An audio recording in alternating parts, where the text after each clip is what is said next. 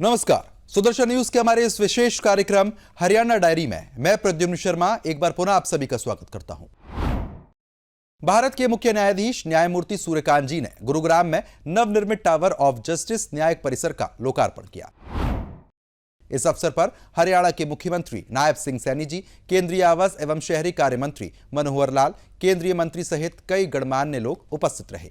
मुख्य न्यायाधीश न्यायमूर्ति सूर्यकांत ने यह कहा कि अत्याधुनिक सुविधाओं से सुसज्जित न्यायिक परिसर का निर्माण हरियाणा सरकार की संवेदनशील सोच और न्यायिक व्यवस्था को मजबूत करने की प्रतिबद्धता का प्रमाण है।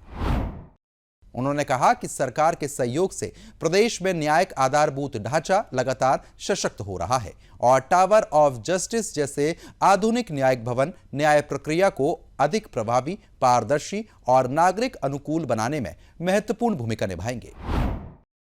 ये सारा क्षेत्र जो लोग यहां सीनियर एडवोकेट से सब जानते हैं,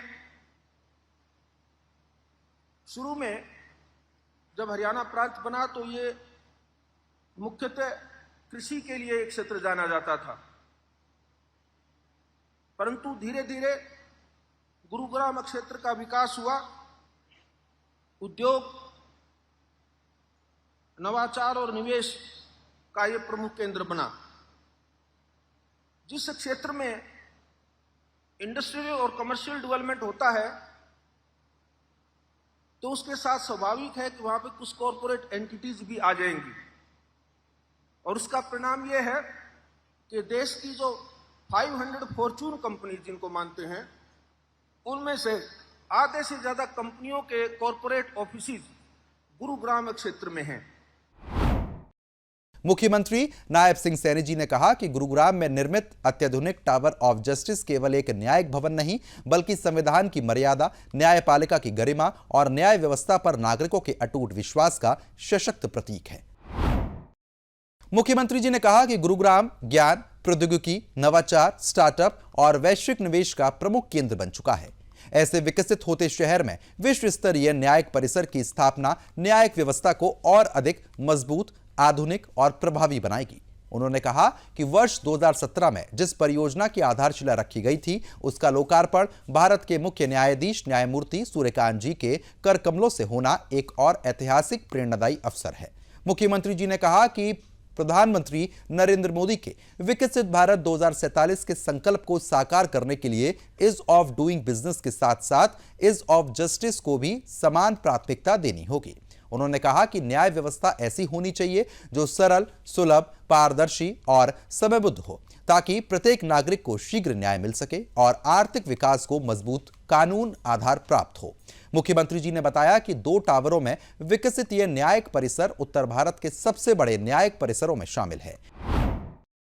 गुरुग्राम जैसे तेजी से बढ़ते व्यावसायिक और शहरी केंद्र के लिए यह विस्तार की मांग, समय की ये मांग थी, जिसमें बैंक हो, चाहे डाकघर हो, बार लाइब्रेरी हो और मध्यस्थता केंद्र, अन्य आधुनिक सुविधाओं से सुसज्जित यह परिसर केवल अदालतों का ये समूह नहीं, बल्कि न्याय को अधिक सुलभ, सरल और प्रभावी बनाने वाला एक समग्र ये न्याय परिसर है।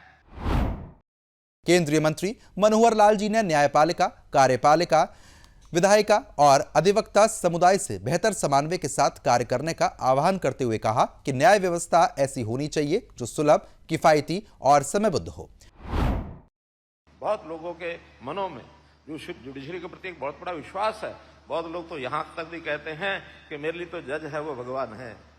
जैसे डॉक्टर के बारे में कहता वो मेरा भगवान है, तो जज भगवान है, जज जो करेगा मुझे मंजूर होगा, ऐसा वो कहने के लिए तैयार रहते हैं।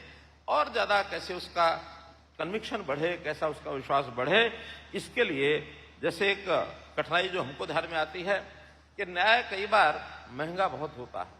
सामान्य व्यक्ति वो उसकी अप्रोच ही नहीं है कि उस महंगे न्याय को अफोर्ड कर सके। और दूसरा, लंबा बहुत चलता है।